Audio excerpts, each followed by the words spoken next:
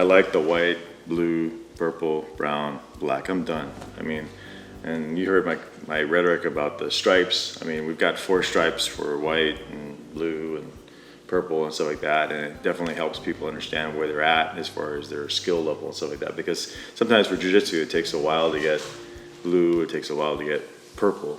Sometimes it helps people to understand where they're at, but when I was going through, they really didn't put many stripes. We didn't really, I mean, maybe they hadn't gotten to it, or it wasn't a big focus when I was going through, but I got my white, my blue, my purple, my brown, and my black. I never got any stripes until I got black belt, and it was years when I was a black belt before I started getting stripes.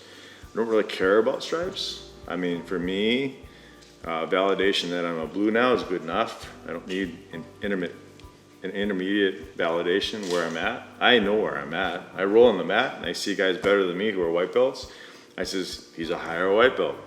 I mean, and I'm there for maybe 2 days and he's there for 3 months and I do better than him. I'm a higher white belt. I'm okay with that. I mean, I can figure that out for myself, you know. I don't need a stripe on my belt to tell me that. And anybody else, I don't feel that anybody else in the room who's watching needs a stripe to be able to figure that out. When I beat another white belt, that means I'm the better white belt. If I lose to another white belt, that means I'm the lesser white belt, right? So for me, that's okay. And even if you have stripes, that's still the situation. I mean, you can have a 4-stripe white belt and a 2-stripe white belt. And, you know, the 4-stripe white belt, I mean, if you did it correctly and everything was all, you know, the 4-stripe should beat the 2-belt. And it's just, oh, okay, so that he beats him because he's a 4-stripe. I mean, if they're both white belts, you would still understand that that's the better white belt. So the colors were good enough for me. The stripes, you know, I mean, to me, it's the system we have nowadays, but I would be perfectly fine with white, blue, purple, brown, black. I'm good, you know. A few stripes on the black belt because it shows that your dedication and your teaching over so many years, right? So if you've been teaching, I mean, not because you've been a black belt, but you've actually been teaching and trying to progress the art, then you get another stripe. You're still consistently teaching, you get another stripe. If you're consistently teaching, you get another stripe. Shows your dedication to the art. I think that shows something, you know. So the belt, I agree with everybody. The belt should mean something, you know. And I think the colors for me do it, and the stripes on the black belt do it for me because it has meaning, you know. To put stripes in the inside the colors is, you know, it's okay with me, but you know, I mean. But my sarcastic comment to that is like, why'd you stop at 4 stripes? Why don't you put 8 stripes? Because you have 8 stripes on there now, more refined. Now you can really see where the guy is at. Oh hell, you know, even better, put 12 stripes. Then you really know exactly where that guy lands, right? Then you're precise. So you're precise now, and you're being really, really. Says, why don't you go there? I says, so why did we stop at 4? So. You know, and I get it. I mean, you got to come to some kind of standard and stuff like that. So, but for me, like I said, I don't need stripes. The colors were fine for me. You know, I'm good. Rickson getting a red belt. I mean, it's you know, awesome for me. I think it's great. Whether it's 40 years or 45 years, you know, I think Rickson deserves a red belt. You know, if you want to call him the Grandmaster. You know, Rickson deserved the Grandmaster belt a long, long time ago, regardless of how many years he's been doing it. He is undoubtedly the best in Jiu-Jitsu that we've ever seen. Ever. I mean, ever. Yeah. So he should have got that Grandmaster belt a long time ago. Yeah. I don't care if he's trained for 20 years. I mean, you kind of have to validate for so many years, you know, if he's done good, but he, you know, 40 years, 45 years. Do you think that if Grandmaster Elliot were still living, he would have given Rickson the Grandmaster belt a long time ago? I don't know. Because I remember him, he gave Rickson degrees on his black belt. I know he gave him 1 for beating Zulu. So that already put him ahead. And I think somebody had asked him about that, and he says, I give degrees when I feel they deserve degrees. Yes. Because I don't care about a timeline. Yes. That's exactly what I'm talking about. Yeah. So everybody's screaming and whining. I know I would say everybody's whining about their determination of what a freaking belt means, right? So it's supposed to mean something, right? So that's kind of my theory, and like I said, I guess I go back to my colors. The colors are good enough for me, and him getting a grandmaster, I like that. I mean, somebody who's done. I mean, if you talk about grandmaster, just get rid of the years and all the colors and all that kind of stuff. You want to say he's a grandmaster. So grandmaster to me is, what have you've grandmaster. So what have you contributed to the art? In my opinion, Elio gets grandmaster. He contributed a lot to the art. I mean, that's kind of where we're at, right? So all the other, I mean, it's kind of controversial, but all the other belts that we have, what do they contribute to the art? Did you contribute majorly to the art? Probably, yeah. I mean, everybody, they were teaching a lot of people, and people came up and stuff like that. Did you contribute more than, say, Rickson? I would guarantee you did not contribute more than Rickson has done for the art. Yeah. Rickson has contributed more to the art than anybody has. Hoist has contributed a lot to the art. Him going to the UFC and doing his defeat he did great. I mean, he went into the UFC. He's contributed a lot to enhance the art. Horian has done a terrific amount to contribute to the art. Brought it to the United States. It's terrific, right? Kind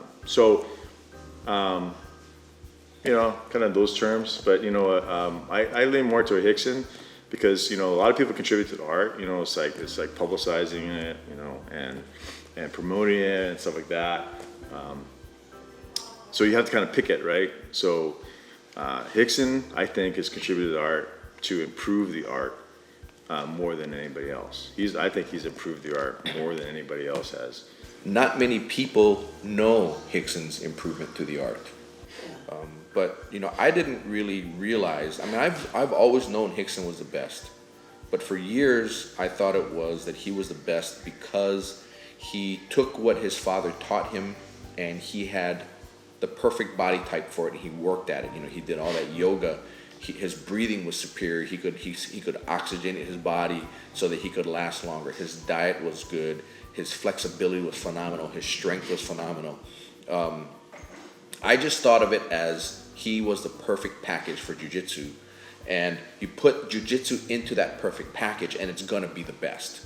It wasn't until when I reunited with Dave back in 2009 and then started to learn from Dave about the principles and the concepts of Rickson Jiu-Jitsu that I realized that Rickson is undoubtedly the best the world has ever seen in Jiu-Jitsu, and that and like I was telling Greg earlier, that you have those individuals in life that are just so extraordinary where everything comes together perfectly. Rickson had the perfect mindset for jiu-jitsu. He had the perfect father to teach him jiu-jitsu. He has the perfect body structure for jiu-jitsu. He had the perfect work ethic for jiu-jitsu. He had the perfect understanding of body mechanics to continue on and take it to that next level.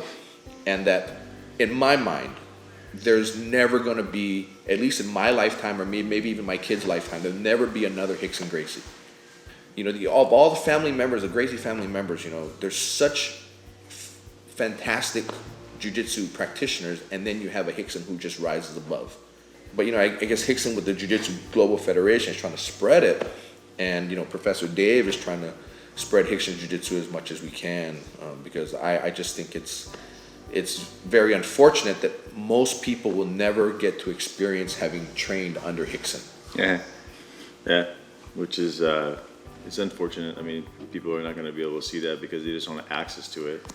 But that's what he's trying to change, right? To kind of promote the art and try to make sure everybody understands that stuff. But yeah, he's definitely, undoubtedly the best martial artist I've ever seen. I mean, truly impressive. Over the years, watching him fight and fight all these different people that come into the gym, it's phenomenal, right? Yeah. It's like.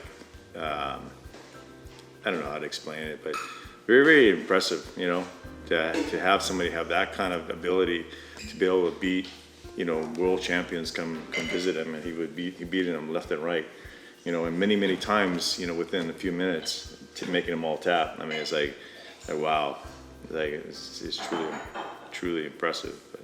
Well, and you're pretty modest. You have a few of those under your belt too. Not as many as his, man. Yeah, of course. Rickson is Rickson. And I'm glad that the time that I got to spend in his academy, that I had that opportunity as well. Going back to what you said about the belts and the non-stripes and all that, if that's what you want for your academy, I'm on board with you. It doesn't matter to me as far as the belts, and and all the students that I teach, the belt's not important to me, and I tell them the belt should not be important to them, but I know that the belt is important to them. Yeah, I know, and that's what I kind of struggle with. Yeah. I'm just kind of telling you how I feel about it. But Yeah. I mean, I am going to conform to what the JJGF is, whatever that turns out to be, right? Yeah. So that's pretty much our standard. That's it. But I'm just kind of telling you how I feel about it, And you have to have some kind of standard, and right now we have stripes, and I'm good with that, right? I'm just, I guess, throwing some of my cynicism in. And sometimes people get a little like. They want to see their belt. They want to see a stripe on there because they want to prove that they're better. They're a better fighter than the one belt, the one stripe. They're a two stripe now, and I go, yeah. But that all comes when you change color too. I mean, I get it. I mean, I like that too. I enjoy getting my blue, and I enjoy getting my purple, and I enjoy getting my brown and my black. So I enjoyed all that stuff. It's just, but. You have to reach that level, and if you put more stripes in it, it's still, right now we're trying to make it meaningful. So if you get another stripe, you actually achieve to a higher level, which is more refined and stuff like that. But me personally, I was fine with the colors. More stripes is good too. I mean, it's just more, I don't know, precise. Like that precise conversation again. Yeah. But it's funny. As a lot of people know, I had my purple belt for a long time. Rickson gave me that in like '93, maybe '94, I don't know. And that was my belt for 14 years. And all the stripes had fallen off by then, and it never really mattered to me. And then it was a brown belt, and you never gave me any stripes in my brown belt. Didn't matter to me. I was happy dying as a brown belt. I didn't care. But I had incredible feelings of happiness and validation getting the black belt. It was totally unexpected. I remember Professor Jack and I talking about it. He had given us some assignments for the rest of that year about what we needed to work on. So Jack looks at me and says, I guess we got a lot of work to do. Guess we do. And that was it. And and then when we got the black belt, it was very surprising for both of us. But once I got it, then it's like, okay. I still continued my learning. I still trained. It wasn't as if I reached the goal and then now it's like, now what? It was, I reached the goal and it's like, that probably shouldn't have been my goal because I'm still training and I'm still learning. And in fact, I've told many of the students that the amount that I've learned from the time I got my black belt to now, I believe is more significant to me than what I learned from white to black belt. But that's just me. That's just what I've learned so much more since becoming a black belt, and a lot of it is because once you get the black belt, then you don't care about belts at that point because you know that anything after that is just based purely on time. Mm-hmm. You can't rush time. Time will come when it comes. So if that's the case, I might as well just do my best to now learn and just relax, right? Whereas when you're not a black belt, you're not really relaxing because you're thinking about getting to that level of hitting that, joining that club. But like I said, on the one hand, I didn't care, but on the other hand, I cannot say that I didn't care, that I didn't think about it from time to time. But I didn't let it rule me, just like I didn't let, getting a brown belt rule me because I just thought I was going to have a purple belt for the rest of my life. And I just enjoyed the art and I enjoyed training. And that's what I try to instill in students, to just enjoy coming, enjoy the journey, Don't worry about the promotions. I'll worry about the promotions. Basically, where I've kind of, my whole journey through jiu-jitsu is basically just train, and try to get better. And then if you just keep, for me, it was just keep a mindset of just trying to get better, always trying to improve, always trying to get better, pick up little tidbits here and there, refine what I already know, and try to get better, try to be more consistent, stuff like that, and just always trying to get better. It's just a fun art, for me. It's just to do it every single time. It's like playing a game of chess all the time for me, more so than any other art I've taken. So, if you keep that mindset, you're going to be black belt eventually, and so I don't worry about too much about black belt. It's nice to somebody to validate that you've gotten better. It's pretty nice. So yeah, that's kind of how I feel about it.